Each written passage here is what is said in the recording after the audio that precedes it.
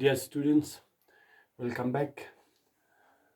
आज के इस लेक्चर में हम डिस्कस करेंगे about magnetic property of transition metal complexes. Transition metal complex के मैग्नेटिक प्रॉपर्टीज के बारे में हम डिस्कस करने जा रहे हैं, ठीक है। और इसके साथ इस टॉपिक के अंदर आपको जो सब टॉपिक में जो चीज़ आपको यहाँ पे सीखने को मिलेंगे, इनमें आपका है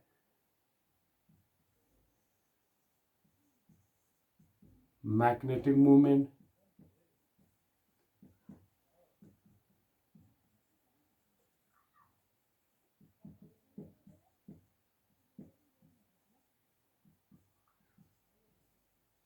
मैग्नेटिक सप्टेबिलिटी के बारे में आपको जानने को मिलेंगे। यहाँ पे आपका quenching of magnetic movement,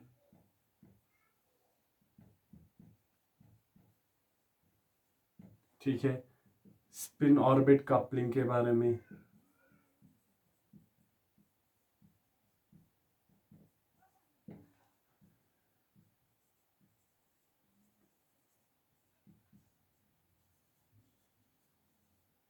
magnetic exchange के बारे में आपको सीखने को मिलेंगे। और आपका स्पिन स्टेट क्रॉसओवर, ठीक है। ये सारे जो सब टॉपिक्स हैं आपको इस टॉपिक के अंदर सीखने को मिलेंगे, ठीक है। डिटेल्स में हम डिस्कस करते हैं अब कि मैग्नेटिक ट्रांसेक्शन मेटल्स का जो है मैग्नेटिक प्रॉपर्टी कैसे क्यों ट्रांसेक्शन मेटल्स आपका मैग्नेटिक प्रॉपर्टी दिखाता है, और कितने टाइप्स के मैग्नेटिक प्रॉपर्टीज वो दिखा सकते हैं, और किन किन फैक्टर्स पे आपका मैग्नेटिक प्रॉपर्टी डिपेंड करता है in case of transaction metal complexes, ठीक है। अब हम देखते हैं डिटेल्स में कि क्या क्या यहां पे होता है। तो जब हम मैग्नेटिक प्रॉपर्टीज की बात करते हैं तो जनरली हमारे पास जो मैग्नेटिक सबस्टेंसेस होते हैं वो टू टाइप्स के होते हैं, ठीक है। एक आपका है डायामैग्नेटिक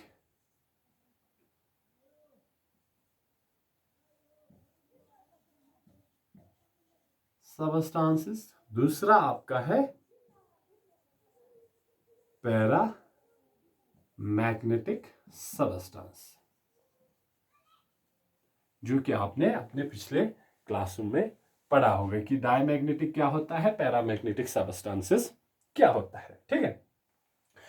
अब हम डिस्कस कर रहे हैं यहां ट्रांसेक्शन मेटल कॉम्प्लेक्सेस। यहां पे हमने देखा है कि डायमैग्नेटिक क्या होता है, पैरामैग्नेटिक क्या होता है, जिसमें आपका मैग्नेटिक फील्ड में मैग्नेटिक प्रॉपर्टी शो करता है in the presence of magnetic field, वो आपका शो नहीं करते हैं, वो आपका डायमैग्नेटिक सबस्टेंसेस होता है। दूसरा आपका पैरामैग्नेटिक सबस्टेंसेस होते हैं, ठीक है।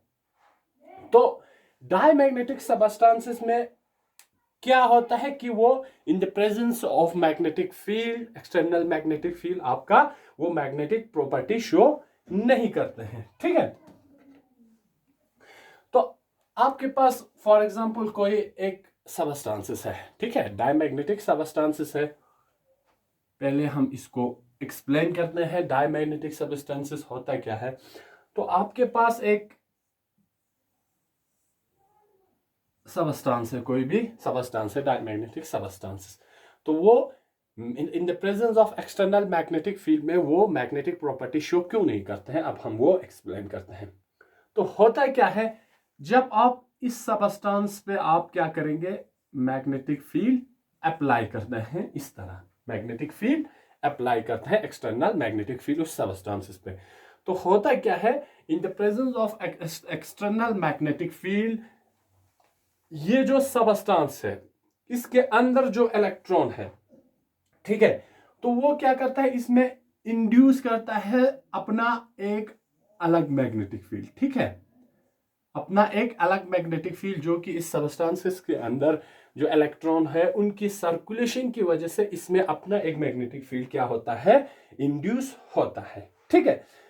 तो जब यहां पे ये मैग्नेटिक फील्ड इंड्यूस होगा तो वहां पे क्या होता है कि ये जो मैग्नेटिक मूवमेंट्स है, नेट मैग्नेटिक मूवमेंट्स, वो क्या करता है, इधर इन the direction of the magnetic field align करने की कोशिश करता है, या अपोजिट में, जिस डायरेक्शन में आपका एक्सटर्नल मैग्नेटिक फील्ड जा रहा है उसके अपोजिट में क्या होता है, आपका मैग्नेटिक मूवमेंट जो या वो अलाइन करने की कोशिश करता है। तो डायमैग्नेटिक सबस्टेंस में क्या होता है, जो नेट मैग्नेटिक मूवमेंट इस सबस्टेंस के अंदर due to the presence of electron induce होता है, वो क्या होता है, वो अपोजिट डायरेक्शन में अलाइन करता है एक्सटर्नल फील्ड के। फॉर एग्जाम्पल, अगर हमने इस डायरेक्शन में एक्सटर्नल फील्ड, जो कि हमने एरो इस साइड लगाया है, इस डायरेक्शन में हमने एक्सटर्नल मैग्नेटिक फील्ड अप्लाई किया हुआ है, तो जो सबस्टेंस के अंदर जो net magnetic movement due to the circulation of the electron produce होता है, वो अलाइन करता है अपोजिट डायरेक्शन में of the external field. External field के अपोजिट डायरेक्शन में, जो कि एक्सटर्नल फील्ड राइट में जा रहा है, तो आपका मैग्नेटिक मूवमेंट का अलाइनमेंट लेफ्ट की ओर जाता है, ठीक है। तो यहां पे क्या होता है, due to the opposite alignment of the magnetic movement, आपका जो नेट मैग्नेटिक जो फील्ड यहां पे प्रोड्यूस होता है वो कैंसल आउट होता है, ठीक है। कैंसल आउट होने से इसमें आपका मैग्नेटिक प्रॉपर्टी शो नहीं करते हैं। तो मैग्नेटिक प्रॉपर्टी शो नहीं करने पे हमारा क्या बनता है, ये वाला सबस्टेंस आपका डायमैग्नेटिक सबस्टेंस बनता है, ठीक है। और जो इसमें जो इफेक्ट प्रोड्यूस होता है, जो अपोजिट अलाइनमेंट की वजह से जो इफेक्ट प्रोड्यूस होता है, उसको हम कहते हैं diamagnetic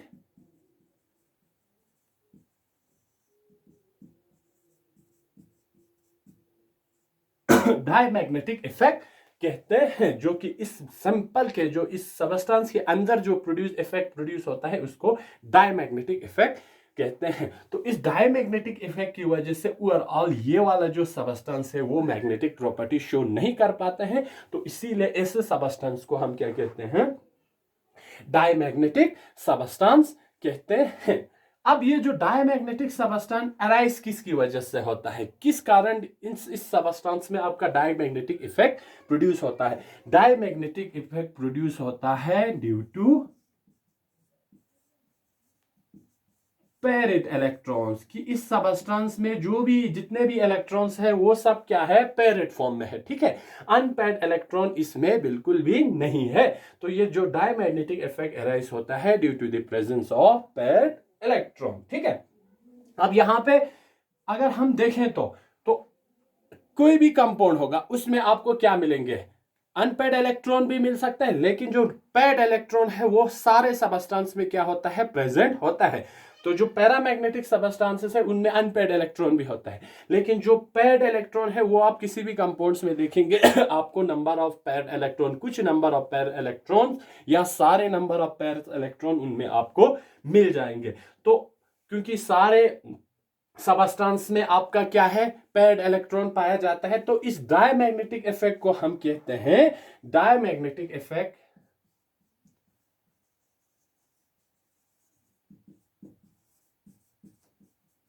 is a universal property of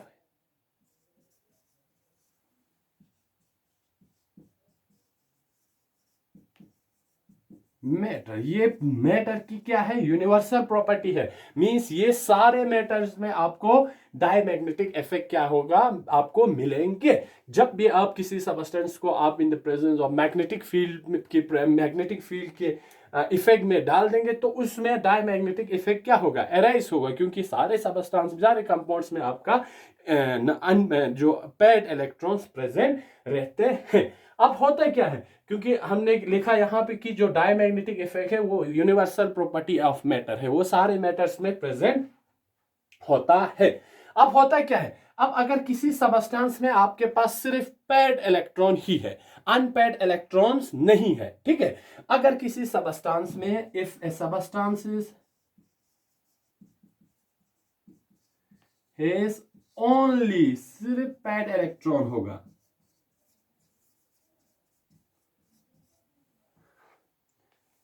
अगर किसी सबस्टेंस में आपको सिर्फ नंबर पेयर्ड इलेक्ट्रॉन्स ही मिलेंगे, तो ये वाला इफेक्ट क्या करेंगे, डोमिनेट कर जाएंगे, ठीक है।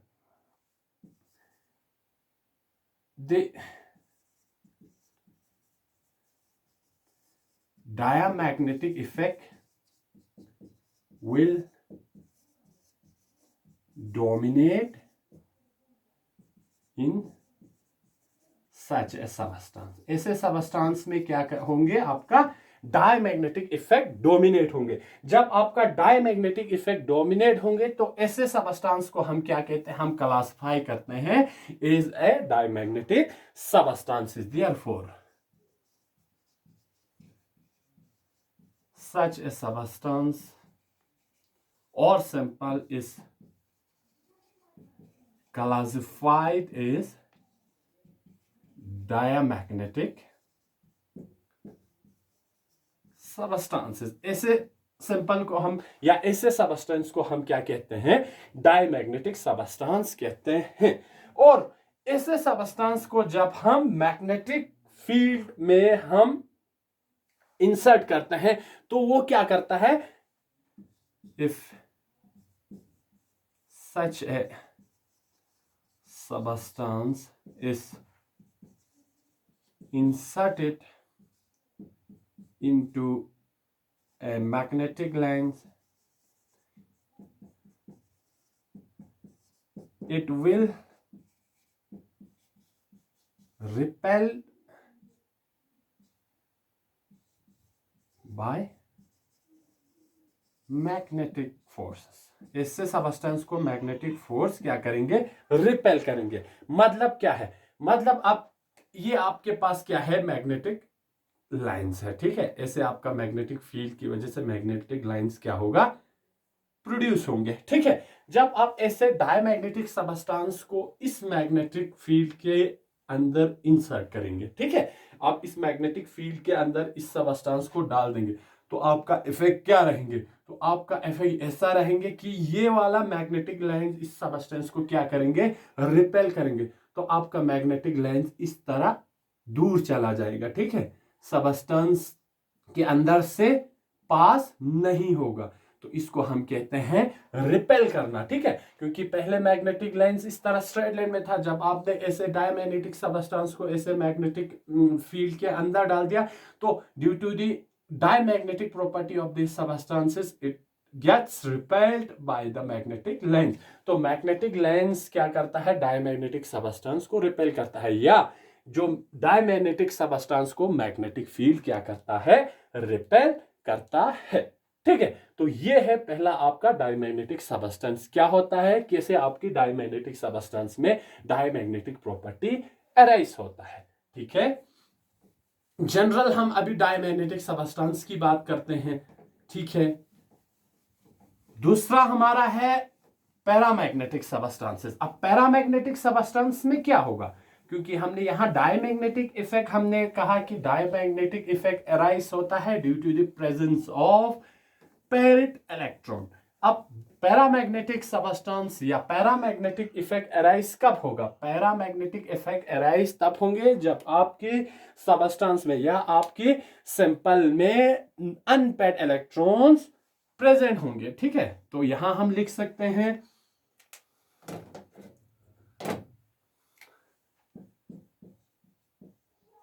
Paramagnetic effect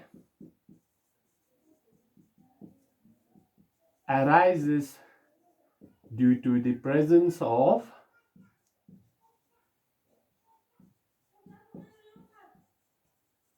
unpaired electron. तो अगर आपकी सबस्टेंस में अनपेड इलेक्ट्रॉन प्रेजेंट है, उन अनपेड इलेक्ट्रॉन की वजह से पैरामैग्नेटिक इफेक्ट उस पर्टिकुलर सबस्टेंस में क्या होगा, अराइज होंगे. ठीक है, अराइज होंगे. तो जहां अब यहां पे क्या है, आपके पास अनपेड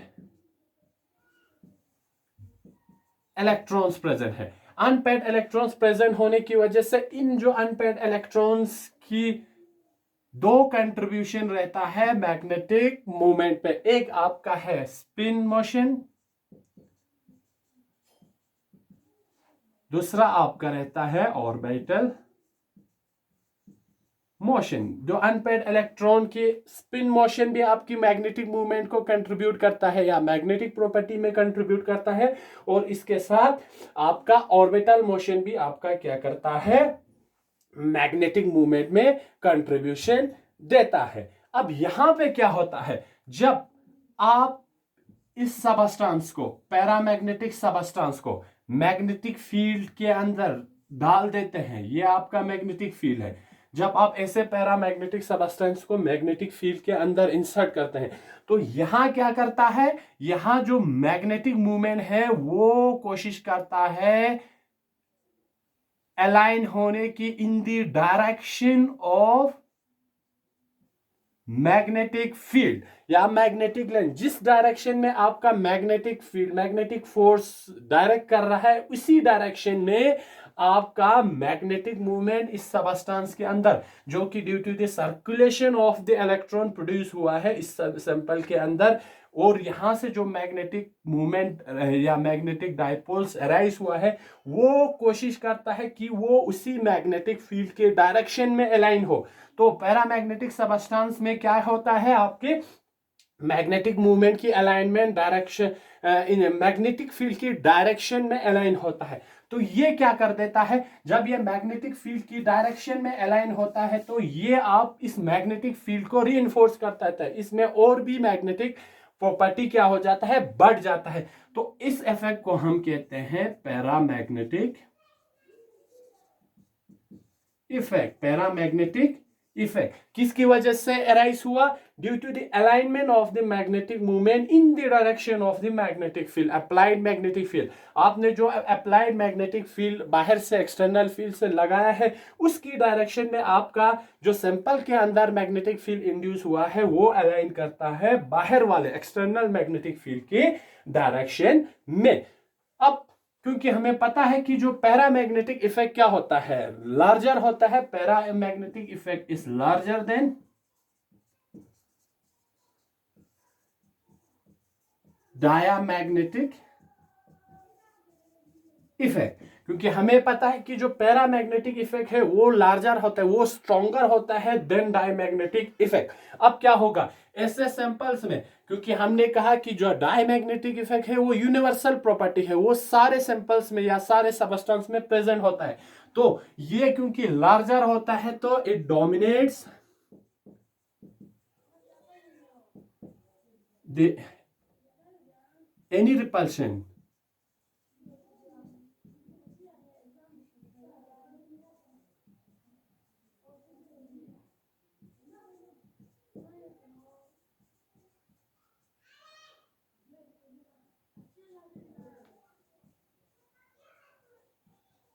ठीक है। तो अगर आप, हमने कहा कि जो डायमैग्नेटिक इफेक्ट है वो सारे सबस्टेंस में प्रेजेंट होता है। अब क्या करेगा, अब आपके इस सैंपल में डायमैग्नेटिक इफेक्ट भी होंगे क्योंकि वो यूनिवर्सल प्रॉपर्टी है, इसमें पेड इलेक्ट्रॉन्स भी होंगे और अनपेड इलेक्ट्रॉन्स भी होंगे, क्योंकि पैरामैग्नेटिक इफेक्ट जो है वो स्ट्रॉन्गर है as compare to diamagnetic effect. तो आपकी सैंपल में अगर डायमैग्नेटिक इफेक्ट अराइज होता भी है तो आपके पैरामैग्नेटिक इफेक्ट क्योंकि ज्यादा स्ट्रॉन्गर है तो वो किसी भी रिपल्शन या किसी भी डायमैग्नेटिक इफेक्ट को क्या कर देता है, डोमिनेट कर देता है। जब डोमिनेट करेंगे तो खुद ब खुद आपकी सैंपल में क्या आ जाएगा, पैरामैग्नेटिक इफेक्ट आ जाएंगे। तो पैरामैग्नेटिक इफेक्ट आ जाएंगे तो ऐसे सबस्टेंस आपकी इन the presence of external magnetic field आपका ये से सबस्टेंस क्या करेगा, मैग्नेटिकली बिहेव करेंगे। ठीक है, बिहेव करेंगे। अब अगर आपके सैंपल में even 1 number of unpaired electron होंगे तब भी आपका सैंपल क्या करेगा, even if the substance have only 1 unpaired electron,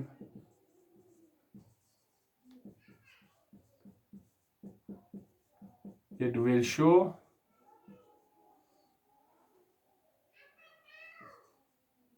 a net attraction in the magnetic field.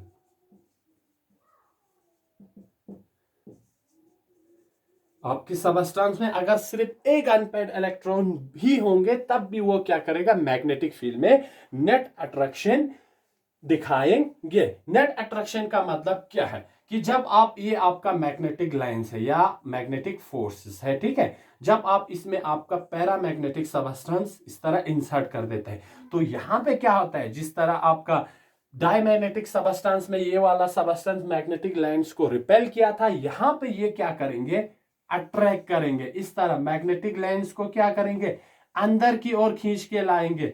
तो यही है फर्क आपका डायमैग्नेटिक सबस्टेंस और पैरामैग्नेटिक सबस्टेंस में।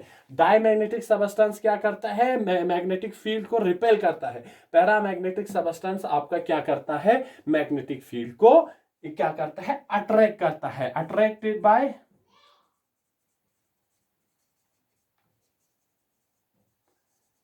magnetic field, attracted by magnetic field. Paramagnetic substances are get attracted by magnetic field. Diamagnetic substances are repelled by magnetic field. तो ये दो चीज आपको यहां पे याद रखना है, ठीक है। अब आपका जो पैरामैग्नेटिक प्रॉपर्टी है वो सिर्फ क्या होता है, in the presence of external magnetic field में ही वो क्या कर देता है, आपका एराइज होता है। पैरामैग्नेटिक इफेक्ट कहां पे शो होता है, सिर्फ इन the presence of magnetic field. अगर आप इस सबस्टेंस से एक्सटर्नल मैग्नेटिक फील्ड को हटा देंगे तो वो वाला सबस्टेंस फिर एक्सटर्नल मैग्नेटिक फील्ड के बगैर मैग्नेटिक प्रॉपर्टी शो नहीं करेंगे, ठीक है। तो ये बात आपको ध्यान में रखना है कि जो पैरामैग्नेटिक प्रॉपर्टी है वो सिर्फ इन the presence of external magnetic field में ही क्या होता है, अराइज होता है, ठीक है। तो ये आपका सबस्टेंस है, ठीक है, पैरामैग्नेटिक सबस्टेंस। इसमें आपने क्या किया, मैग्नेटिक फील्ड आपने डाल दिया इसके ऊपर, तो ये क्या करेंगे, बिहेव करेंगे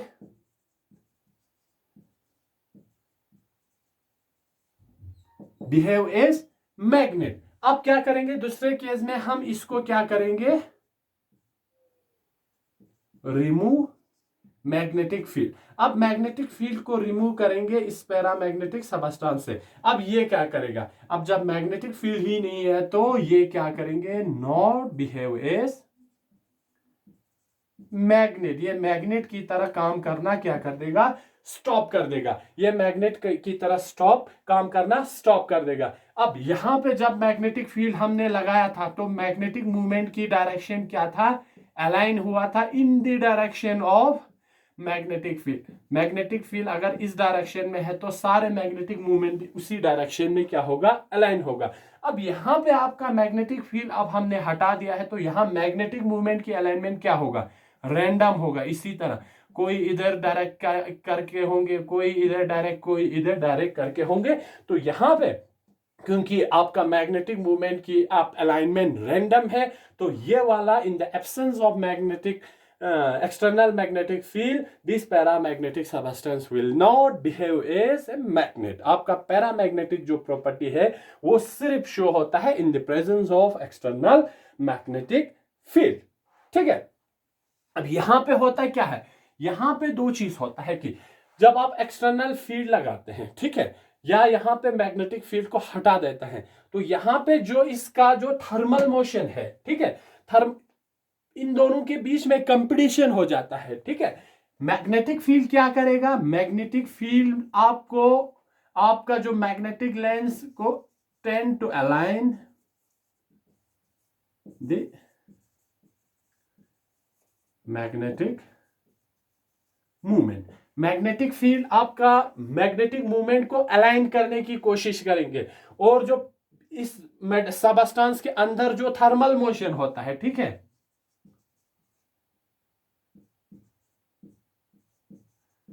thermal motion tends to randomize the magnetic movement.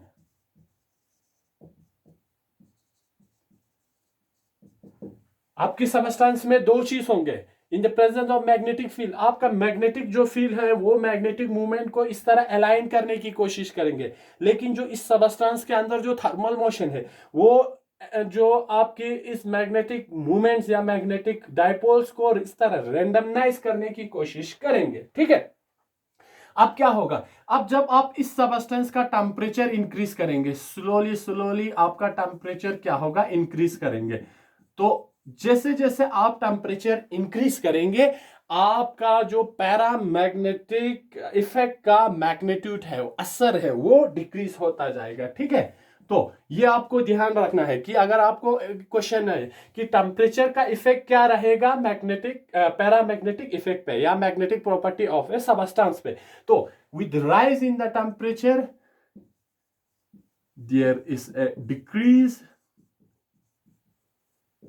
in the magnitude of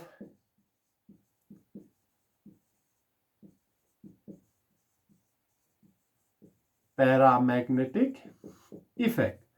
तो आपकी मैग्नेटिक सबस्टेंस में क्या होता है, जैसे जैसे आपका टेम्परेचर बढ़ता जाता है वैसे वैसे आपका पैरामैग्नेटिक इफेक्ट का मैग्नीट्यूड डिक्रीज होता जाता है। जैसे जैसे आपका टेम्परेचर इंक्रीज होगा, थर्मल मोशन क्या करेंगे, बढ़ जाएंगे, आपकी रेंडमनेस बढ़ जाएंगे, क्योंकि थर्मल जो मोशन है सबस्टेंस के अंदर वो मैग्नेटिक मूवमेंट्स को रेंडमाइज करने की कोशिश करता है इस तरह कि उनका अलाइनमेंट खराब हो जाए। लेकिन जो मैग्नेटिक फील्ड है वो मैग्नेटिक मूवमेंट को एक डायरेक्शन में along the direction of the external magnetic field करने की कोशिश करता है। तो जैसे जैसे आपका टेम्परेचर इंक्रीज होगा, थर्मल मोशन क्या होगा, इंक्रीज होगा। थर्मल मोशन जैसे भी इंक्रीज होंगे, आपका मैग्नेटिक मूवमेंट रेंडमनेस होना स्टार्ट हो जाएंगे।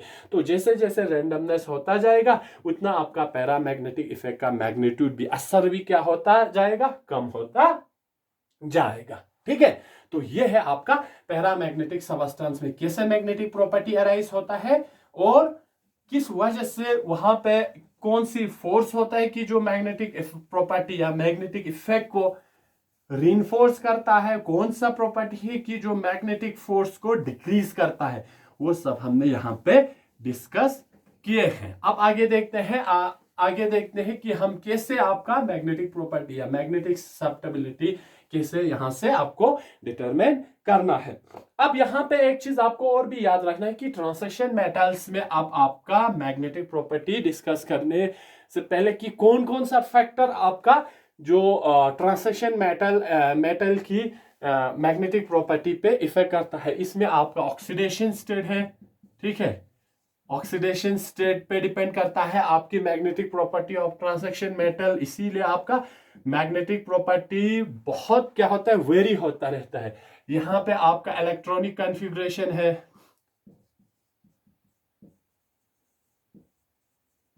ये भी आपके ट्रांजिशन मेटल की मैग्नेटिक प्रॉपर्टी पे क्या करेंगे, इफेक्ट करेंगे। आपका है कोऑर्डिनेशन नंबर है,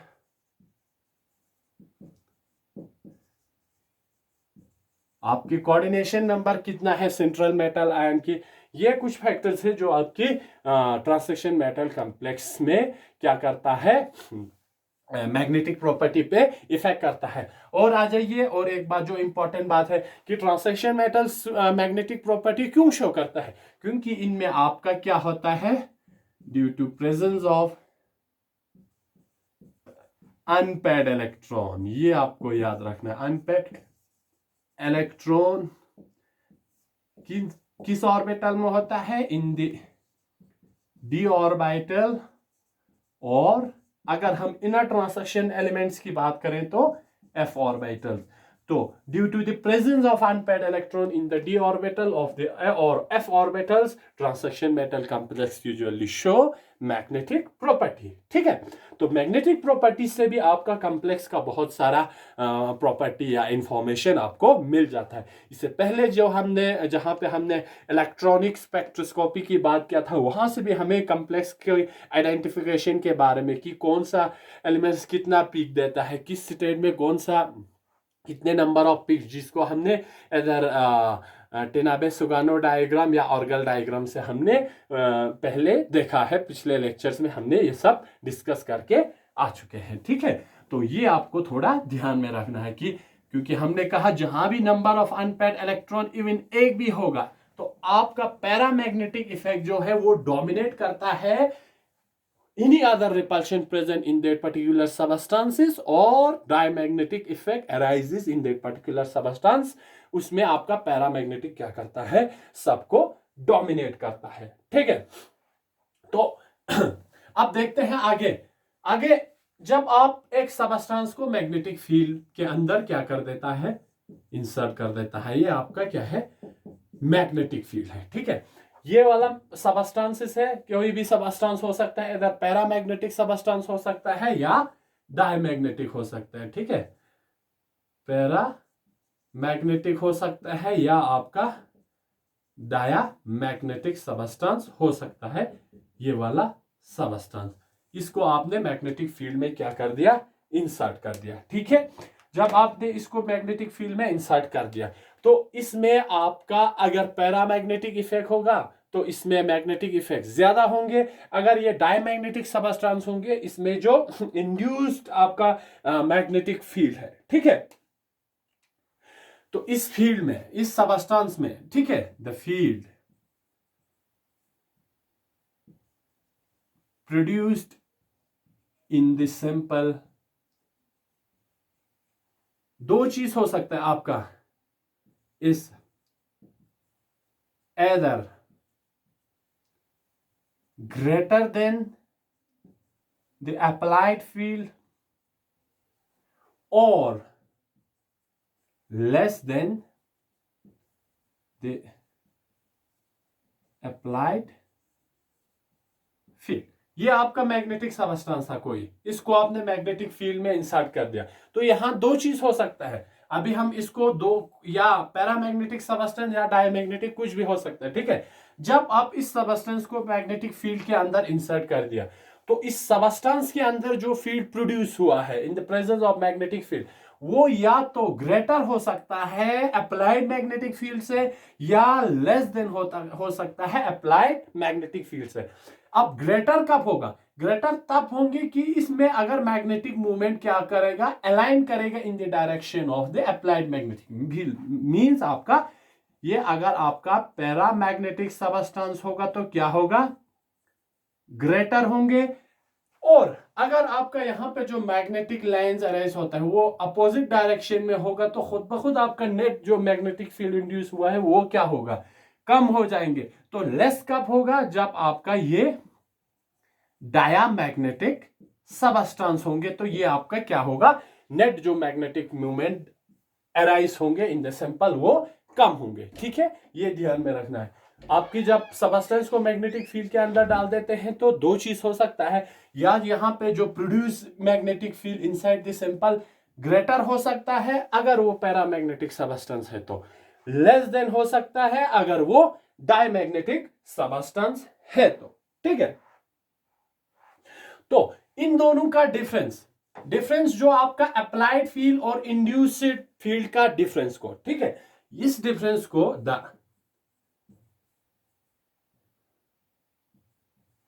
difference between the applied magnetic field and induced magnetic field is given as, ये जो आपका डेल्टा एच है, एच यहां पे क्या होता है, मैग्नेटिक फील्ड डिनोट करता है, एच यहां पे delta H means change in the magnetic field, या आपका magnetic field arises after insertion of this particular substance inside the magnetic field. ये बराबर है आपका B minus H naught, delta H is equal to B minus H naught. ये B क्या है, अब यहां पे दो टर्म आ गया, डेल्टा एच तो आपका है change in the magnetic field. इस सबस्टेंस को इस मैग्नेटिक फील्ड के अंदर इंसर्ट करने के बाद आपका मैग्नेटिक प्रॉपर्टी में कितना चेंज आता है वो है, ठीक है, delta means change in the magnetic field is equal to B minus H naught. ये बी क्या है, बी है आपका induced magnetic field in the substance में जो मैग्नेटिक फील्ड इंड्यूस हुआ है वो कितना है। और ये जो एच नॉट क्या है, एच नॉट है आपका applied magnetic field, external magnetic field, applied magnetic field. H क्या है आपका, H naught applied magnetic field, B क्या है आपका induced magnetic field. Therefore change in the magnetic field inside the sample is equal to B. B is the induced magnetic field. either ये क्या होगा, या greater than होगा या less than होगा magnetic field से. और H नॉट क्या है, ये जो external magnetic field इस सबस्टेंस पे आपने अप्लाई किया है वो है. अब H का वैल्यू क्या होगा, देखो H है आपका delta H is equal to, क्योंकि पैरामैग्नेटिक सबस्टेंस में हमने कहा है कि इसका मैग्नेटिक जो मूवमेंट है अलाइन करता है in the direction. In the direction means क्या करेगा, वो रीइंफोर्स करेगा, इसमें और ऐड करेंगे, और ऐड करने पे देयरफॉर पैरामैग्नेटिक सबस्टेंस के लिए डेल्टा H क्या होगा, पैरामैग्नेटिक सबस्टेंस के लिए डेल्टा H आपका क्या रहेगा, पॉजिटिव रहेगा. Delta H is equal to क्या रहेगा, पॉजिटिव वैल्यू रहेगा या ग्रेटर देन 0. हम इसको या पॉजिटिव वैल्यू कह सकते हैं या ग्रेटर देन 0.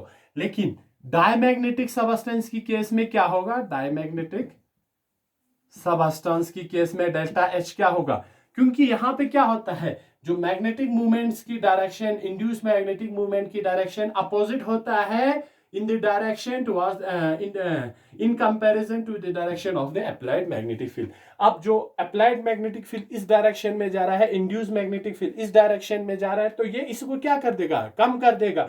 तो जब आप इसकी मैग्नीट्यूड को कम कर देंगे तो खुद ब खुद इसका वैल्यू क्या आ जाएंगे, आपका नेगेटिव वैल्यू आएंगे और लेस देन 0 आएंगे. ठीक है, तो ये आपको ध्यान में रखना है. Change in the magnetic field value B minus H naught for paramagnetic substances delta H is positive or greater than 0. For diamagnetic substances the value of delta H is negative or less than 0. ठीक है, तो ये आपको याद रखना है, ये दो चीज की H का वैल्यू पैरामैग्नेटिक सबस्टेंस के लिए क्या होगा या डायमैग्नेटिक सबस्टेंस के लिए क्या होगा. ठीक है, फर्दर देखते हैं आगे क्या होता है.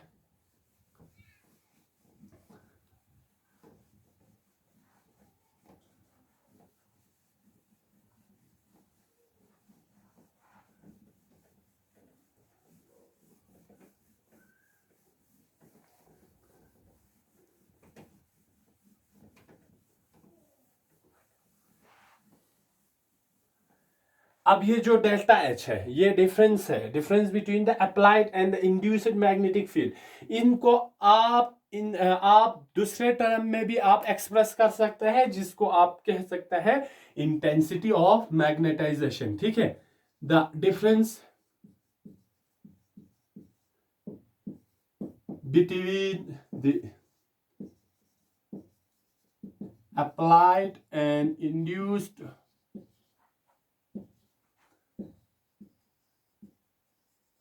magnetic field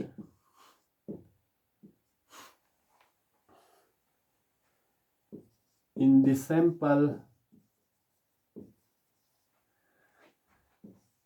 can be expressed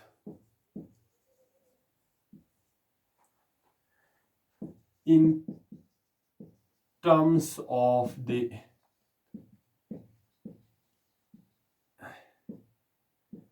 intensity of magnetization.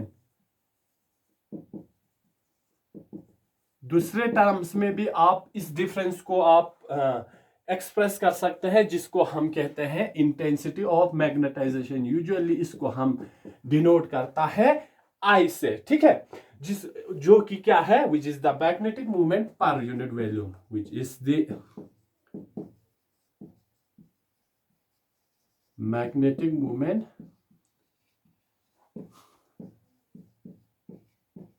पर यूनिट वैल्यू. पर यूनिट वैल्यू में कितना मैग्नेटिक मूवमेंट प्रेजेंट होता है, इसको हम in the form of intensity of magnetisation से भी हम एक्सप्रेस कर सकते हैं. अब वॉल्यूम के लिए आपका यूनिट है 4 पाई, इंटेंसिटी ऑफ मैग्नेटाइजेशन के लिए I है, which is equal to B minus H naught. B minus H naught. इस डेल्टा एच को change in the magnetic field को आप दूसरे टर्म में भी आप एक्सप्रेस कर सकते हैं, जिसको हम इंटेंसिटी ऑफ मैग्नेटाइजेशन कहते हैं, डिनोट करता है हम आई से, जो कि है आपका magnetic movement per unit volume. Per unit volume में आपका कितना मैग्नेटिक मूवमेंट, इस तरह आपका पर यूनिट वॉल्यूम में कितना मैग्नेटिक मूवमेंट प्रेजेंट होता है, इसको हम एक्सप्रेस कर सकते हैं इंटेंसिटी ऑफ मैग्नेटाइजेशन के थ्रू। तो डेल्टा एच की जगह आपका 4 पाई आई पर यूनिट वॉल्यूम में कितना मैग्नेटिक मूवमेंट प्रेजेंट है, वो इक्वल होगा आपका B minus H naught. Delta H को हमने क्या किया, पर यूनिट वॉल्यूम के फॉर्म में हमने एक्सप्रेस किया। Therefore 4 pi I is equal to B minus H naught, B minus H naught. ठीक है, इसको हम रब करते हैं। अब यहां पे अगर आप देखें तो यहां पे अगर आप एक चीज देखें तो यहां पे आई और बी क्या है, डायरेक्टली प्रोपोर्शनल है आपका एक्सटर्नल मैग्नेटिक फील्ड में। ठीक है, since I and B is directly proportional to external, जो कि क्या है, एच नॉट है, external magnetic field. External magnetic field के क्या है, डायरेक्टली प्रोपोर्शनल है both intensity of magnetization in the induced magnetic field. अब ये क्या होगा, जैसे आप एक्सटर्नल मैग्नेटिक फील्ड बढ़ेंगे ये दो भी बढ़ जाएंगे, जैसे आप एक्सटर्नल मैग्नेटिक फील्ड घटाएंगे इन दोनों का इंटेंसिटी या वैल्यू भी क्या हो जाएगा, घट जाएंगे। तो अगर हम इन दोनों फैक्टर को एक्सटर्नल मैग्नेटिक फील्ड से क्या कर देंगे, डिवाइड कर देंगे। ठीक है, dividing I and B with external magnetic field which is IH naught। अब अगर हम इस I और B को डिवाइड करते हैं H नॉट से, ठीक है, H नॉट से आपको क्या मिलेंगे, आपको यहां पे दो टर्म मिलेंगे, एक मिलेंगे I अपान H नॉट मिलेंगे, ठीक है, दूसरा टर्म आपको मिलेंगे B अपान एच नॉट। हमने क्या किया, क्योंकि ये दोनों एक्सटर्नल मैग्नेटिक फील्ड्स के डायरेक्टली प्रोपोर्शनल थे, इन दोनों को हमने एक्सटर्नल मैग्नेटिक फील्ड से क्या कर दिया, डिवाइड कर दिया। इस पूरे इक्वेशन को अगर हम इसको इक्वेशन 1 रखते हैं, divide 1i and b with H not in equation 1, इसको इक्वेशन हमने 1 रखा, इन दोनों को हमने डिवाइड किया एच नॉट से। तो यहां पे हमारे पास इस फैक्टर को अभी हम बोथ साइड को, अभी इसको हम थोड़ा साइड में रख के इसको डिवाइड के एच नॉट से, I by H naught, B by H naught, ये दो टर्म हमारे पास आ गया। ठीक है, अब ये दोनों क्या होंगे, एसेंशियली कांस्टेंट होंगे। ठीक है, ये दोनों एसेंशियली क्या रहेगा, आपका कांस्टेंट रहेंगे, ये वाले दो टर्म। अब ये दो टर्म क्या चीज है, ठीक है, आई अपान एच नॉट क्या है, बी अपान एच नॉट क्या है, ये आई अपान एच नॉट को हम कहते हैं, ये आपको ध्यान में रखना है, मैग्नेटिक ससेप्टिबिलिटी। इस I अपान एच नॉट को हम क्या कहते हैं, मैग्नेटिक ससेप्टिबिलिटी, जो कि हमने डिनोट करता है कापा से। डिनोट किस चीज से करता है, कापा से। I अपान एच नॉट को हम मैग्नेटिक ससेप्टिबिलिटी कहते हैं, जिसको हम डिनोट करते हैं कापा से। ठीक है, अब ये मैग्नेटिक ससेप्टिबिलिटी आपको क्या चीज बताता है, ये मैग्नेटिक ससेप्टिबिलिटी आपको क्या इंफॉर्मेशन देता है, ये आपको दिखाता है कि एक सबस्टेंस जब आप मैग्नेटिक फील्ड के अंदर डाल देते हैं तो वो कितना डिग्री मैग्नेटाइज हो जाता है, वो कितना स्ट्रॉन्गली मैग्नेटिक प्रॉपर्टी शो करता है, वो ये आपका मैग्नेटिक ससेप्टिबिलिटी आपको बताता है। ठीक है, मैग्नेटिक ससेप्टिबिलिटी क्या कहते हैं, it express the degree to which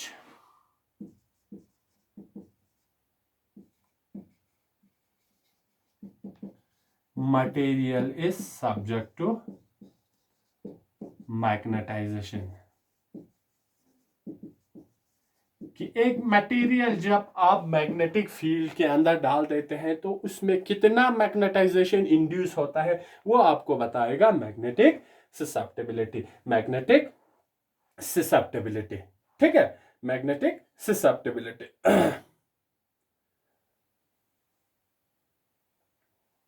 तो यहां पे अब इसको यहां पे अगर हम ऐसे लिखते हैं 4 pi I naught upon H is equal to kappa is equal to B upon H naught minus H naught और H naught क्या रहेंगे, कैंसिल रहेंगे. ये क्या होगा, 4 pi kappa is equal to B upon H naught minus 1. H naught minus 1. दूसरे term को अभी थोड़ी देर के लिए हम यहां से डिलीट कर देते हैं. तो ये जो आपका 4 पाई, ठीक है, kappa magnetic susceptibility per unit value is equal to B divided by H naught minus 1. हमने कुछ नहीं किया. यहाँ पे जो हमने यहाँ पे इक्वेशन में लिखा है कि इनको हम डिवाइड करते हैं. कैसे आएंगे, ये इस तरह आएंगे. 4 pi I upon H naught is equal to B upon H naught minus H naught upon H naught. ठीक है, ये H naught कैंसिल हो जाएंगे. हमें पता है I upon H naught is equal to magnetic susceptibility, जिसको हम कापा से डिनोट करता है. तो 4 pi I upon H naught के लिए कापा लिखा is equal to B by H naught minus 1. ठीक है, तो ये मैग्नेटिक ससेप्टिबिलिटी कैसे आपका इस इक्वेशन में रिलेट करता है. अब यहां पे जो कापा का वैल्यू आपका पैरामैग्नेटिक सबस्टेंस के लिए पॉजिटिव रहेंगे और डायामैग्नेटिक सबस्टेंस के लिए क्या रहेगा, नेगेटिव रहेगा. ठीक है, तो यहां पे हम लिखते हैं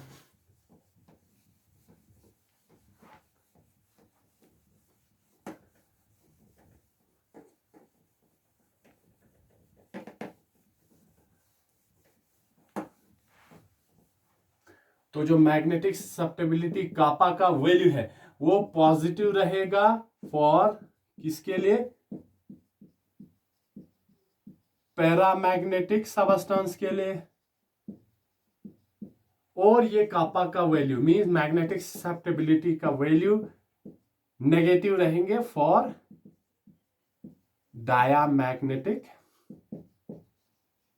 सबस्टेंस के लिए. ठीक है, तो ये चीज आपको याद रखना है. मैग्नेटिक ससेप्टिबिलिटी का value which is kappa positive रहेंगे पैरामैग्नेटिक सबस्टेंस के लिए और नेगेटिव रहेंगे डायामैग्नेटिक ससेप्टिबिलिटी के लिए. ठीक है, तो ये पहला टर्म हुआ जिसको हमने मैग्नेटिक ससेप्टिबिलिटी से क्या किया, डिफाइन किया.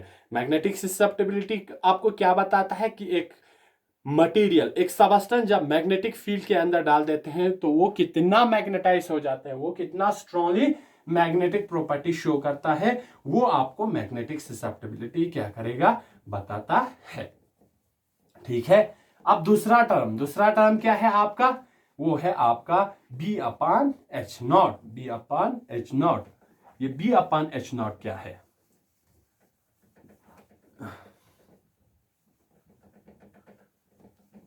तो यहां पे I अपॉन H naught को तो हमने क्या किया, मैग्नेटिक ससेप्टिबिलिटी कहा. अब B अपॉन H naught क्या है वो हम देखते हैं.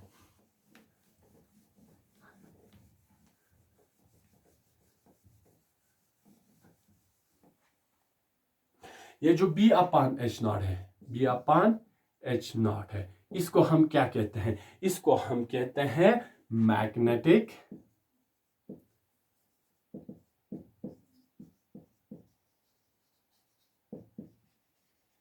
Permeability. B upon H naught क्या होता है, magnetic permeability. I upon H क्या हुआ, magnetic susceptibility. I upon H naught is magnetic susceptibility. B by H naught is magnetic permeability. Magnetic permeability B upon H naught. अब ये magnetic permeability आपको क्या बताता है, ठीक है, ये क्या है आपका रेशियो है. रेशियो क्या है बिटवीन डेंसिटी, B आपका क्या है, B आपका induced magnetic field, ratio of the intensity of the magnetic force और force line to the H naught क्या है आपका एक्सटर्नल मैग्नेटिक फील्ड. तो ये induced magnetic field means present in the present of the sample, और ये H naught क्या है, एक्सटर्नल है, तो ये विदाउट सैंपल. इसको हम कैसे लिखेंगे, it is the ratio of the density of magnetic force lines. एक तो आपका क्या है in the presence of the sample और in the presence of sample कि सैंपल के प्रेजेंस में आपके मैग्नेटिक फोर्स लाइंस का डेंसिटी क्या है, टू द सेम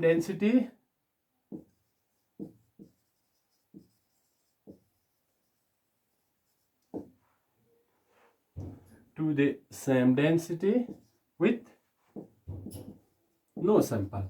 एक तो आपकी सैंपल की प्रेजेंस में मैग्नेटिक लाइंस की या मैग्नेटिक फोर्स की डेंसिटी कितना है उसको डिवाइड करना है, इसका रेशियो है to the density with no sample, की विदाउट सैंपल आपका मैग्नेटिक फोर्स का डेंसिटी क्या है और सैंपल की प्रेजेंस में आपके फोर्स की मैग्नेटिक फोर्स की डेंसिटी क्या है, वो आपको देता है मैग्नेटिक परमिएबिलिटी।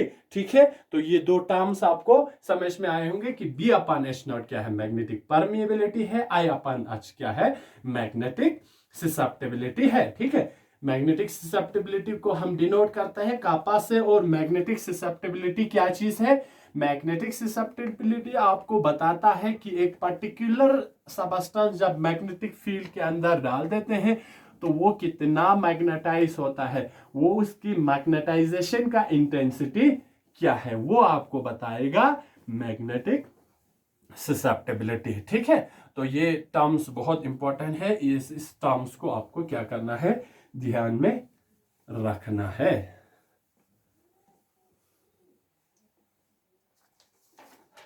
आगे देखते हैं। अब मैग्नेटिक परमिएबिलिटी हमने देखा क्या चीज है, मैग्नेटिक ससेप्टिबिलिटी भी हमने देखा वो क्या चीज है। अब जब आप किसी सैंपल का मैग्नेटिक प्रॉपर्टी, आपने एक सैंपल बनाया है, ठीक है, आपने एक कॉम्प्लेक्स बनाया, अब आप उसका मैग्नेटिक प्रॉपर्टी मेजर करने जाना है। ठीक है, जब आप उसका मैग्नेटिक प्रॉपर्टी मेजर करेंगे तो मशीन जो आपको मैग्नेटिक प्रॉपर्टी देगा वो आपको इधर स्पेसिफिक ससेप्टिबिलिटी देगा,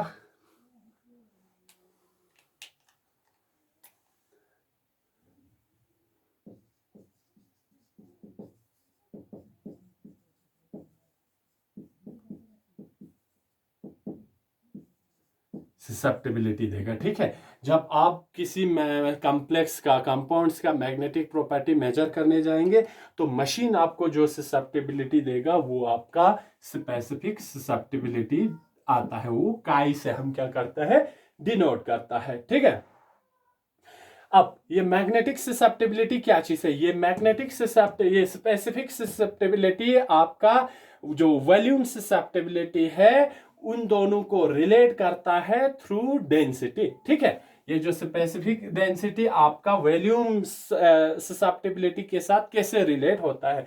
ठीक है, इसको हम देखते हैं, इसको हम स्पेसिफिक और मास ससेप्टिबिलिटी भी कहते हैं। ठीक है, ये दोनों एक टर्म है, मास ससेप्टिबिलिटी या स्पेसिफिक ससेप्टिबिलिटी। ये वॉल्यूम ससेप्टिबिलिटी के साथ या आपका जो कि हमने मैग्नेटिक ससेप्टिबिलिटी के साथ कैसे रिलेट करता है। ठीक है, it is related to the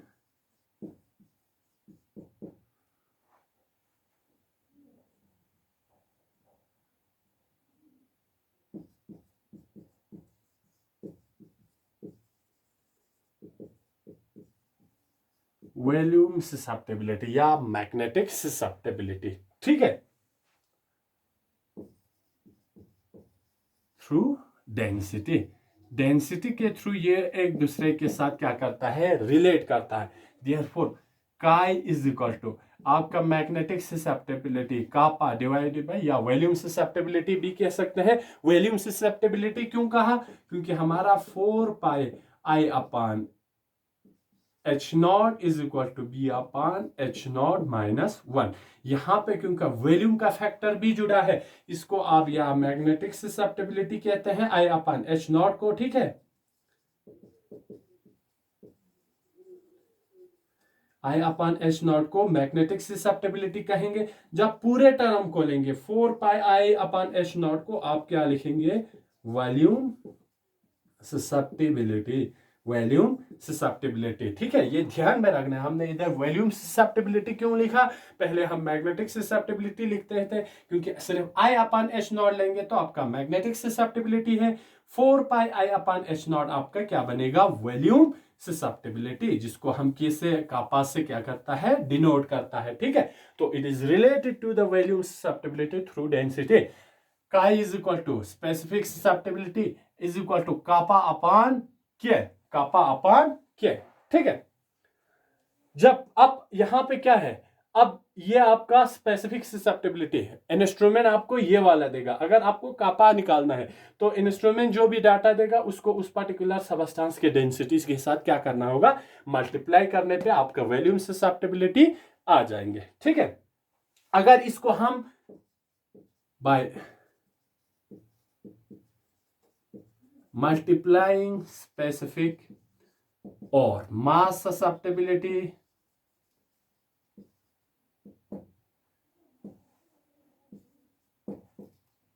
with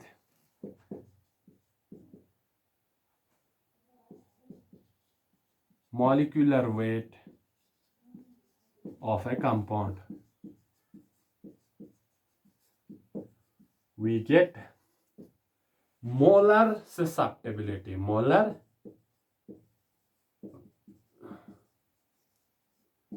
अगर इस पर्टिकुलर टर्म को, इस स्पेसिफिक टर्म को काई इज इक्वल के अपन डी नॉट, अगर इसको हम कोई भी कंपाउंड होगा उसकी मोलर मॉलिक्यूलर वेट से अगर आप मल्टीप्लाई करेंगे तो वहां से आपको क्या मिल जाएंगे, molar susceptibility. Therefore molar susceptibility को हम किससे डिनोट करेंगे, काई एम से। काई एम किसके बराबर होगा, chi M is equal to kappa आपका है डिवाइडेड बाय डेंसिटी है इनटू मॉलिक्यूलर वेट। आपको किसी भी कंपाउंड का आपके पास ये वाला डाटा है, उसको आप उस पर्टिकुलर कंपाउंड के मॉलिक्यूलर वेट से मल्टीप्लाई करेंगे तो वहां से आपको मोलर ससेप्टिबिलिटी मिल जाएंगे, मोलर ससेप्टिबिलिटी मिल जाएंगे। ठीक है, तो ये छोटे छोटे टर्म्स बहुत इंपॉर्टेंट टर्म्स है, ये आपको याद रखना है और इनका रिलेशन भी याद रखना है। मोलर ससेप्टिबिलिटी स्पेसिफिक ससेप्टिबिलिटी के साथ कैसे रिलेट कर रहा है, कि जब स्पेसिफिक ससेप्टिबिलिटी को हम मॉलिक्यूलर वेट से मल्टीप्लाई करते हैं तब आपका क्या आ जाएगा, मोलर ससेप्टिबिलिटी आ जाता है। ठीक है, ये आपको ध्यान में रखना है। ठीक है, अब यहां पे आपका कंपाउंड आपने बनाया, मेजरमेंट किया उसका स्पेसिफिक ससेप्टिबिलिटी, अब आपका क्या होगा, उसको आपने मॉलिक्यूलर वेट के साथ मल्टीप्लाई किया, आपका मॉलिक्यूलर वेट आ गया। अब आपका मेन इंपॉर्टेंट चीज क्या है, मेन इंपॉर्टेंट चीज यहां पे है, अब ये जो मोलर ससेप्टिबिलिटी आया है इसको आपको रिलेट करना है आपकी कंपाउंड की मैग्नेटिक मूवमेंट या नंबर ऑफ अनपेयर्ड इलेक्ट्रॉन कितना है। अब मॉलिक्यूलर ससेप्टिबिलिटी से आपको निकालना है आपकी उस कंपाउंड में नंबर ऑफ अनपेयर्ड इलेक्ट्रॉन कितना है, तभी आप उसका क्या निकाल सकते हैं, ज्योमेट्री आराम से निकाल सकते हैं या स्ट्रक्चर ऑफ उस पर्टिकुलर कंपाउंड्स को आप निकाल सकते हैं। नेक्स्ट आपका काम क्या होगा कि इस वाले जो मॉलिक्यूलर ससेप्टिबिलिटी को आपकी मैग्नेटिक मूवमेंट या आपकी नंबर ऑफ अनपेयर्ड इलेक्ट्रॉन निकालने के लिए इन चीजों का आपको यूज करना है। ठीक है, अब ये कैसे रिलेट होंगे वो हम देखते हैं।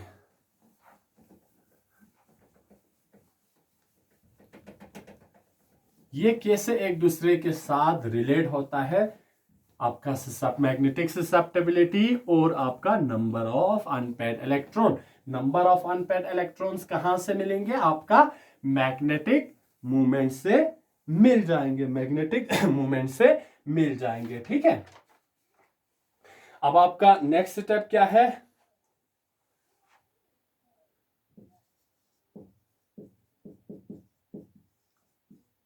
इस टू कनेक्ट आपके पास जो भी आपके कंपाउंड का डाटा है उसको आपके नंबर ऑफ अनपेयर्ड इलेक्ट्रॉन्स निकालने के लिए आपको क्या करना है, यूज करना है। ठीक है, connect the molar susceptibility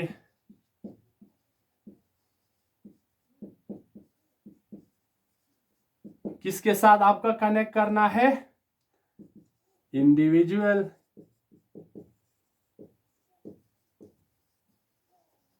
magnetic movement के साथ, ठीक है, जब आप मैग्नेटिक मूवमेंट के साथ कनेक्ट करेंगे तो फाइनली आपको क्या मिल जाएंगे, आपके कंपाउंड में number of unpaired electron, finally to the number of unpaired electrons, आपके कंपाउंड में कितना नंबर ऑफ अनपेयर्ड इलेक्ट्रॉन है उसके साथ आपकी मोलर ससेप्टेबिलिटी को आपको क्या करना है, कनेक्ट करना है, ठीक है। अब जो क्लासिकल थ्योरी से, ठीक है, क्लासिकल थ्योरी आपको बताता है कि जो आपका पैरामैग्नेटिक मॉलिक्यूलर ससेप्टेबिलिटी है, ठीक है,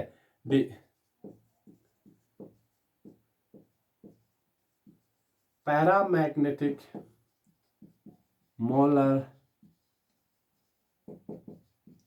ससेप्टेबिलिटी इज रिलेटेड टू, कैसे आपकी मैग्नेटिक, किस इक्वेशन के साथ आपका मैग्नेटिक मोमेंट के साथ रिलेट करता है, ठीक है, two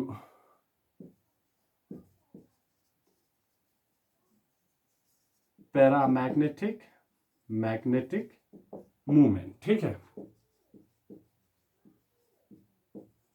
of A molecule. Paramagnetic movement आप किससे डिनोट करता है, म्यू से, ठीक है, ऑफ ए मॉलिक्यूल इज आपका जो काई एम है, काई एम क्या है, आपका मोलर ससेप्टेबिलिटी है, इस इक्वल टू आपका capital N square mu square divided by 3RT।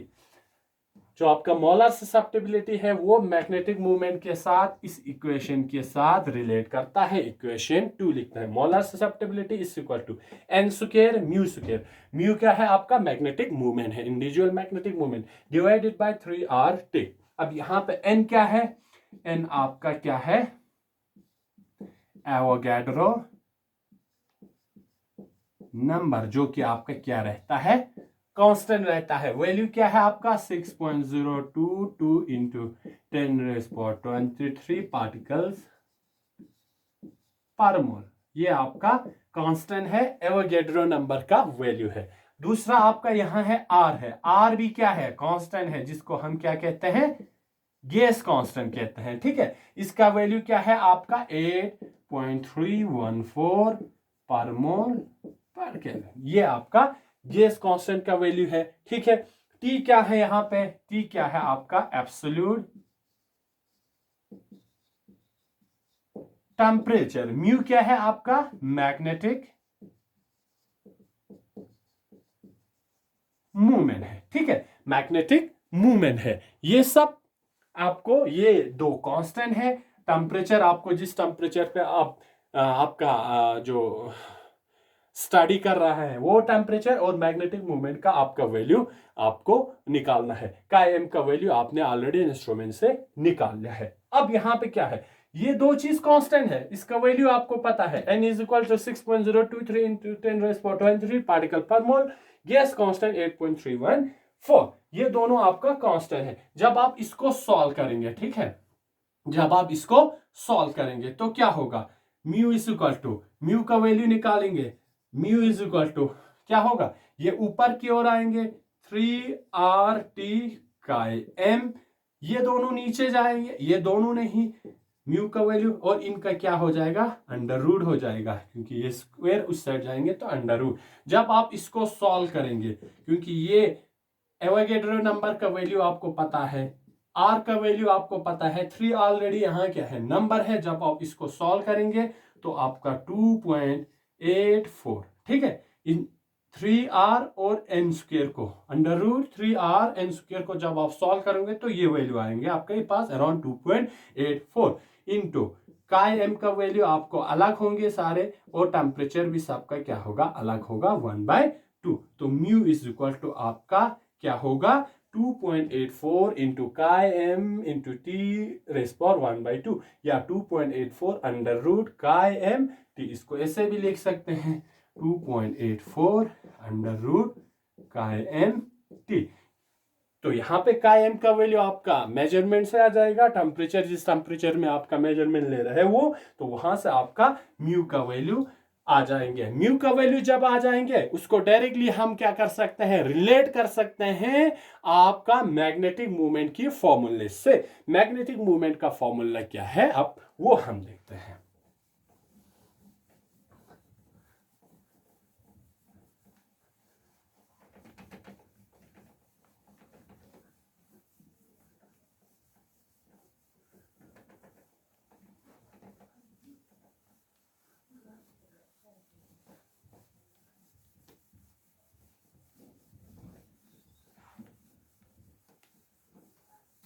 बहुत आसानी से आपको समझ में आ जाएंगे, थोड़ा कंसेप्ट पे आपको थोड़ा ध्यान देना है, कंसेप्ट पे आपको क्या करना है, ध्यान देना है।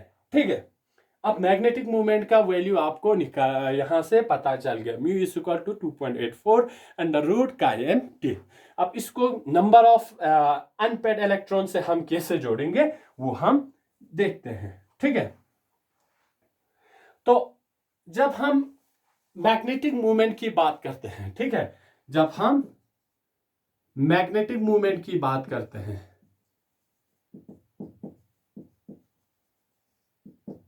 तो ये जो मैग्नेटिक मूवमेंट है इस पे दो चीज का कंट्रीब्यूशन रहता है जो ऑलरेडी हमने डिस्कस करके आए हैं, एक आपका स्पिन वाला, दूसरा आपका ऑर्बिटल मोशन से। एक स्पिन मोशन भी कंट्रीब्यूट करता है, ऑर्बिटल मोशन भी कंट्रीब्यूट करता है of number of unpaired electron. जितने भी नंबर ऑफ अनपेड इलेक्ट्रॉन है उनका स्पिन मोशन भी कंट्रीब्यूट करेगा और ऑर्बिटल मोशन भी कंट्रीब्यूट करेगा। जब ये दो मोशन कंट्रीब्यूट करता है तो हमारे पास 3 पॉसिबल कपलिंग हो सकता है इन दोनों का। ठीक है, then 3 possible coupling modes are there। अब इन दोनों मोशन, ये दो मोशन जब कंट्रीब्यूट करता है टुवर्ड्स मैग्नेटिक मूवमेंट में, ये 2-3 डिफरेंट तरीके से एक दूसरे का कपल कर सकता है। एक स्पिन स्पिन मोशन कपल कर सकता है, ठीक है, ये आपको याद रखना है। दूसरा स्पिन ऑर्बिटल या ऑर्बिटल स्पिन मोशन कपल कर सकते हैं। तीसरा आपका ऑर्बिटल ऑर्बिटल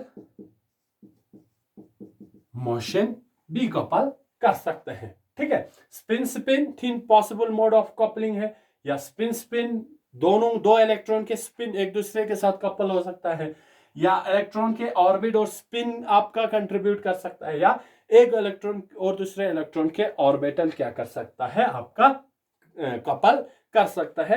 मैग्नेटिक मूवमेंट पे इनका इफेक्ट रहेगा। ठीक है, अब कुछ कॉम्प्लेक्स के लिए आपको, जैसे कि लेंथेनाइड्स के लिए है, ठीक है,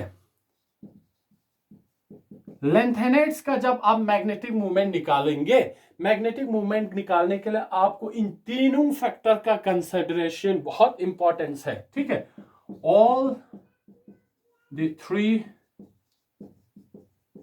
फैक्टर्स आर वेरी इंपॉर्टेंट। या आप लेंथेनाइड्स लिख सकते हैं, या आप second and third series transection elements के लिए। लेंथेनाइड और थर्ड और सेकंड और थर्ड सीरीज ट्रांसेक्शन एलिमेंट्स के लिए ये तीनों फैक्टर का कंसिडरेशन करना बहुत इंपॉर्टेंट है। फर्स्ट सीरीज ट्रांसेक्शन एलिमेंट्स के लिए आप इनको निग्लिजिबल कह सकते हैं, क्योंकि वहां क्या कर देता है, वहां आपका स्पिन मोशन आपकी ऑर्बिटल मोशन को क्या कर देता है, क्वेंच कर देता है। ठीक है, तो यहां पे स्पिन ऑर्बिट कपलिंग का या ऑर्बिटल ऑर्बिटल कपलिंग का फैक्टर का कंसिडरेशन करना इन केस ऑफ लेंथेनाइड का जब आप मैग्नेटिक मूवमेंट निकालेंगे, या second and third series transection elements का जब आप मैग्नेटिक मूवमेंट निकालेंगे, तो वहां पे आपका इन तीनों फैक्टर का कंसिडरेशन लेना बहुत जरूरी है।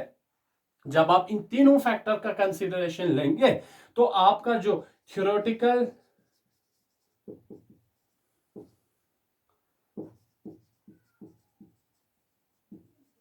Paramagnetic movement for such a complex is given by, उसके लिए आपको क्या फॉर्मूला है, उसके लिए ये फॉर्मूला है mu is equal to G under root J into J plus one. इस फॉर्मूले से आप इससे कम्प्लेक्स का मैग्नेटिक मूवमेंट निकाल सकते हैं, which is mu is equal to G under root J into J plus one. इस फॉर्मूले को आप निकाल लेके लेंथेनाइड या सेकंड और थर्ड सीरीज ट्रांसलेशन एलिमेंट्स का मैग्नेटिक मूवमेंट निकाल सकते हैं। अब यहां जे क्या चीज है, जे आपका है total angular momentum quantum number, या इसको आप total angular momentum plus total spin quantum number का समेशन लिख सकते हैं। एल प्लस एल दोनों का यहां पे कंट्रीब्यूशन रहता है। और ये जी क्या है, जी को आप लैंडे स्प्लिटिंग फैक्टर कहते हैं। जी क्या है आपका, लैंडे स्प्लिटिंग फैक्टर आप कहते हैं। जी इज इक्वल टू, जी का वैल्यू किसके बराबर होता है, 1 प्लस जे इंटू जे प्लस वन, ठीक है, 1 plus J into J plus one plus S into S plus one minus L into L plus one divided by twice J into J plus one. इस फॉर्मूले से आप जी का value निकाल सकता है। वन होल पे है 1 plus J into J plus one plus S into S plus one minus L into L plus one divided by 2j into J plus one. तो यहां से आप जी का वैल्यू निकाल सकते हैं। J total orbital angular momentum spin quantum number, orbital angular momentum quantum number, और ये total angular momentum quantum number. यहां से आप जी का वैल्यू निकाल के इस फॉर्मूले से आप, जिसको हम इक्वेशन थर्ड मानेंगे, इस फॉर्मूले से आप लेंथेनाइड या सेकंड और थर्ड सीरीज ट्रांसलेशन एलिमेंट्स का मैग्नेटिक मूवमेंट का वैल्यू निकाल सकते हैं। जहां पे ये तीनों फैक्टर क्या है, बहुत इंपॉर्टेंट फैक्टर है, ठीक है, बहुत इंपॉर्टेंट फैक्टर है, ठीक है। अब कुछ कॉम्प्लेक्स में आपको यह रहता है कि वहां पे आपका सिर्फ स्पिन और ऑर्बिटल मोशन का कंट्रीब्यूशन ही क्या रहता है, इफेक्टिव रहता है। वहां पे आपका स्पिन ऑर्बिटल कपलिंग क्या होता है, निग्लिजिबल रहता है। वहां पे आप कैसे निकालेंगे, ठीक है, ये आपको ध्यान में रखना है। ये वाला फॉर्मूला तभी अप्लाई होगा जैसे कि लेंथेनाइड्स हुआ या second and third translation elements, जहां पे आपका spin orbital spin orbital contribution सब क्या है, बहुत इंपॉर्टेंट है।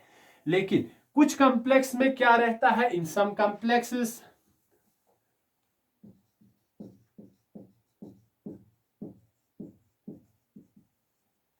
The spin orbital coupling contributions is negligible। ऐसे कॉम्प्लेक्स में आपका स्पिन ऑर्बिटल कपलिंग कंट्रीब्यूशन क्या रहता है, बहुत कम रहता है, निग्लिजिबल रहता है, ठीक है। बट उस केस में क्या रहेगा, स्पिन एंड orbital contributions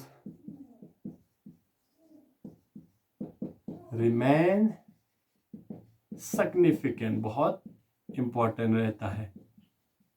तो कुछ केस में क्या रहता है, आपका स्पिन ऑर्बिट कपलिंग निग्लिजिबल रहता है, लेकिन आपका इंडिविजुअल स्पिन और ऑर्बिटल के कंट्रीब्यूशन क्या रहता है, बहुत सिग्निफिकेंट रहता है। तो वहां पे आप क्या कैसे निकालेंगे, ठीक है। So the predicted expression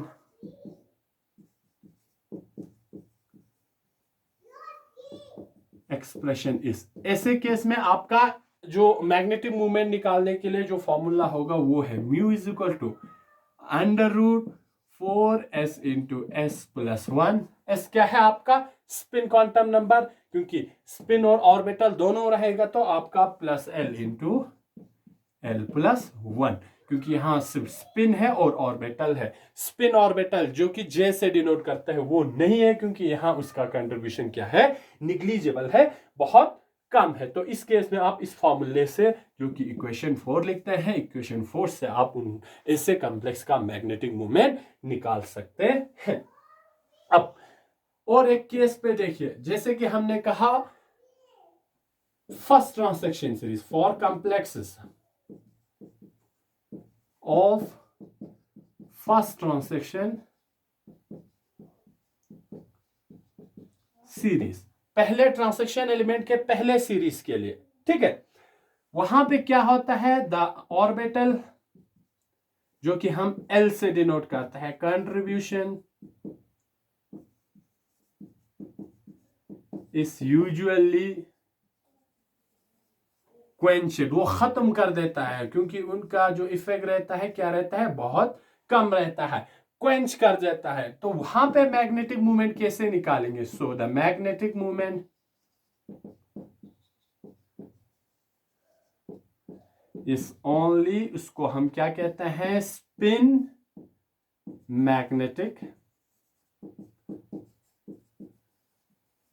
movement, which is कैसे रिप्रेजेंट करेगा, विच इज गिवन बाय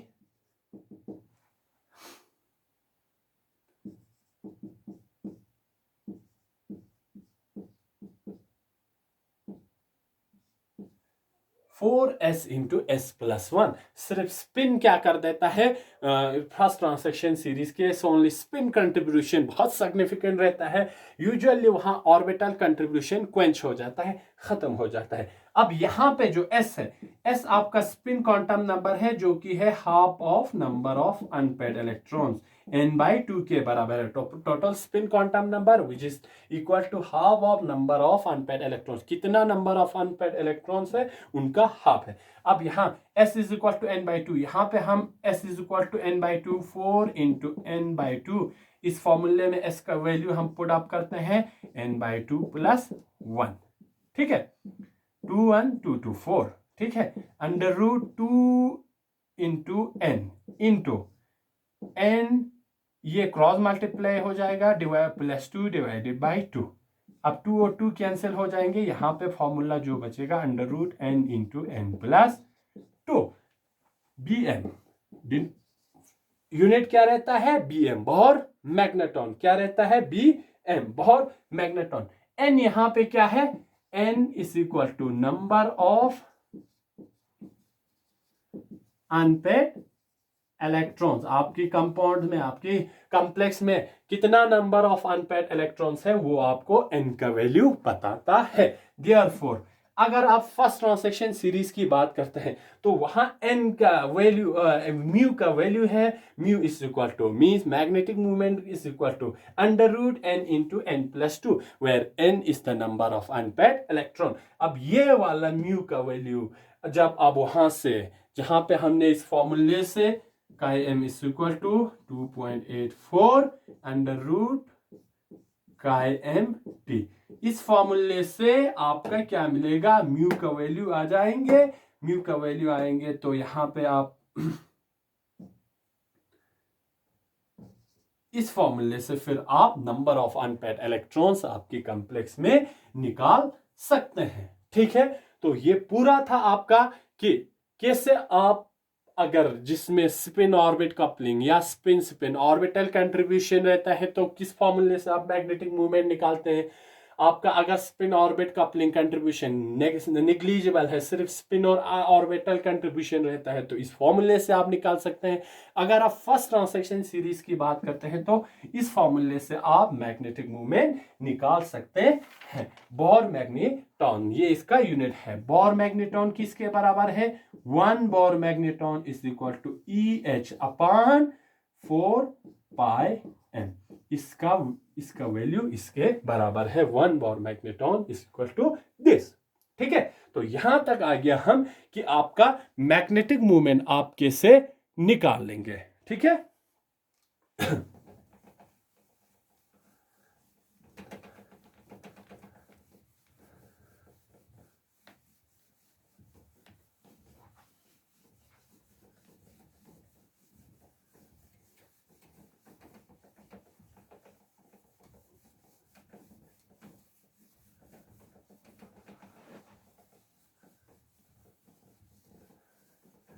अब आपका मैग्नेटिक मोमेंट का वैल्यू निकल आया, ठीक है। अब आपके पास रहता है कि आप जब ट्रांसेक्शन मेटल की कॉम्प्लेक्स की बात करते हैं तो यहां पे आपका 2 केस आ जाता है, ठीक है। फॉर एग्जांपल हम एक ऑक्टाहाइड्रल कॉम्प्लेक्स लेंगे, ठीक है। या ऑक्टाहाइड्रल कॉम्प्लेक्स की जब बात करते हैं तो यहां पे आपका 2 केस बन जाता है। एक आपका हाई स्पिन कॉम्प्लेक्स बन जाता है, ठीक है। दूसरा आपका लो स्पिन कॉम्प्लेक्स बन जाता है। ये सब लिगेंड फील्ड थ्योरी जब हमने डिस्कस किया तो वहां पे हमने डिस्कस किया था कि हाई स्पिन कब बनता है, लो स्पिन कब बनता है। हाई स्पिन कब बनेंगे, जब आपका डेल्टा नॉट का वैल्यू लेस होगा पी से। पी क्या है, यहां पे पेयरिंग एनर्जी है। पेयरिंग एनर्जी जब ज्यादा होगा क्रिस्टल फील्ड स्प्लिटिंग एनर्जी से, तो आपका ये कैसे होगा। अगर ये ऑक्टाहाइड्रल कॉम्प्लेक्स की जब हम बात करते हैं तो ये है, यहाँ पे पेयरिंग एनर्जी ज्यादा है, क्रिस्टल फील्ड एनर्जी कम है। मींस इन दोनों के बीच में एनर्जी क्या है, बहुत कम है। डेल्टा नॉट यही है, ठीक है। तो इस केस में क्या होगा, इलेक्ट्रॉन पेयर अप नहीं होगा बल्कि ऊपर वाले ऑर्बिटल्स में चले जाएंगे। तो उस केस में आपका हाई स्पिन कॉम्प्लेक्स बनेंगे। लो स्पिन में आपका क्रिस्टल फील्ड स्प्लिटिंग एनर्जी ज्यादा है पेयरिंग एनर्जी से। तो इसमें इस केस में क्या होगा, जो T2G और EG के बीच में जो गैप है वो बहुत ज्यादा है, ठीक है। डेल्टा नॉट का वैल्यू इन दोनों के बीच में बहुत ज्यादा है। बहुत ज्यादा होने से आपका यहाँ पे इलेक्ट्रॉन्स प्रेफर करेंगे कि हम पेयर अप हो जाए, यहाँ पे इलेक्ट्रॉन प्रेफर करेंगे कि हम अनपेयर्ड इलेक्ट्रॉन्स ही रहेंगे। जैसे कि यहाँ पे हम इसका एग्जांपल लेते हैं हाई स्पिन कॉम्प्लेक्स का। आयरन जो एक्सट्रीम कॉम्प्लेक्स बनाते हैं, ये है आपका इसका एग्जांपल FeH2O6 2+, ठीक है। इसका कॉम्प्लेक्स हम अगर देखें तो एग्जांपल यहां पे आपका एग्जांपल है आयरन का FeCN6, ठीक है, 4-, ठीक है। अब इनका हम मैग्नेटिक मूवमेंट निकाल के देखेंगे कि कैसे इनका मैग्नेटिक मूवमेंट हम निकाल सकते हैं। अब यहां पे हम वाटर की अगर हम बात करें तो ये वीक फील्ड लिगेंड है, इसीलिए यहां पे आयरन +2 ऑक्सीडेशन है, ठीक है। तो ये D6 हुआ, ठीक है। यहां पे भी आयरन क्या है, यहां पे Cn-1 है, -6 उधर जाएगा, +6 -4, ये भी Fe+2 ऑक्सीडेशन स्टेट में रहेंगे, ये भी D6 केस है, ठीक है। अब यहां पे क्या है आपका, क्योंकि ये वीक फील्ड है तो आपका इलेक्ट्रॉन्स क्या रहेंगे, अनपेयर्ड इलेक्ट्रॉन 1 2 3 4 5 6, ये वाला इलेक्ट्रॉनिक अरेंजमेंट रहेंगे। इसकी केस में अगर हम देखें, क्योंकि ये स्ट्रॉन्ग फील्ड लिगेंड है, पेयरिंग एनर्जी यहां पे कम है as compare to crystal field, तो यहां पे सारा इलेक्ट्रॉन्स क्या हो जाएगा, पेयर अप हो जाएगा इस इन केस में। अब यहां पे अगर हम मैग्नेटिक मूवमेंट निकालेंगे √N × N+2Bm, ठीक है। यहां पे नंबर ऑफ अनपेयर्ड इलेक्ट्रॉन्स कितना है, 1 2 3 4, 4 × 4 + 2 Bm, ठीक है। 4 × 4 + 2 6, 4 × 6 24, ठीक है। √24 का वैल्यू 4.89 Bm समथिंग इसके अराउंड रहेंगे। अब यहां पे mu = √N × N+2, where N is the number of unpaired electron. Number of unpaired electron यहाँ क्या है, 0 है, 0 × 0 + 2, ठीक है। 0 × 2 0 + 2 2 2 × 0 0, which is equal to 0। यहाँ पे मैग्नेटिक मूवमेंट 0 आ रहा है, यहाँ पे मैग्नेटिक मूवमेंट 4.89, तो ये क्या रहेगा, ये पैरामैग्नेटिक, इसमें कुछ नहीं है, तो ये डायमैग्नेटिक, ठीक है। तो ये आपको ध्यान में रखना है। यहां तक बहुत अच्छे से हमने एक्सप्लेन किया है, आपको भी समझ में आए होंगे, ठीक है। तो हम अब टेम्परेचर का इफेक्ट है वो हम नेक्स्ट क्लास में देखेंगे, ठीक है। तो यहां तक हमने आज डिस्कस किया कि कैसे आपका पैरामैग्नेटिक डायमैग्नेटिक सबस्टेंसेस बनते हैं, ठीक है। फिर हमने देखा कि मैग्नेटिक ससेप्टिबिलिटी, स्पेसिफिक या वॉल्यूम ससेप्टिबिलिटी कैसे निकालते हैं, फिर उसको हम एक्चुअल जो फील्ड में जैसे हम उसको number of unpaired electrons, structure determination करने के लिए कैसे हम मैग्नेटिक मूवमेंट निकाल के फिर वहां से नंबर ऑफ अनपेड इलेक्ट्रॉन निकाल सकते हैं, वो सारा हमने डिस्कस किए हैं। ठीक है, तो इस लेक्चर को हम यहीं पे स्टॉप करते हैं। नेक्स्ट में हम देखेंगे कि मैग्नेटिक ससेप्टिबिलिटी निकालने के लिए कौन सी मोस्ट इंपॉर्टेंट मेथड है और उनका बेनिफिट क्या है, और टेम्परेचर डिपेंडेंस क्या है, बहुत इंपॉर्टेंट है temperature dependence of magnetic movement, वो हम नेक्स्ट क्लास में डिस्कस करेंगे। तो इस क्लास में इतना ही, थैंक यू।